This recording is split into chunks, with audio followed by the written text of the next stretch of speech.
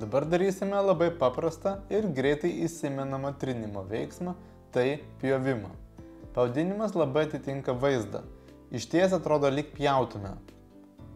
Jūs turite trinti išorinę ištiesto delno briauną. Šiuo trinimu jūs galite pasiekti ir sunkiau pasiekiamas vietas, tokias kaip kaklas. Judėkite abiejomis kryptimis iš apačios į viršų ir atvirkščiai.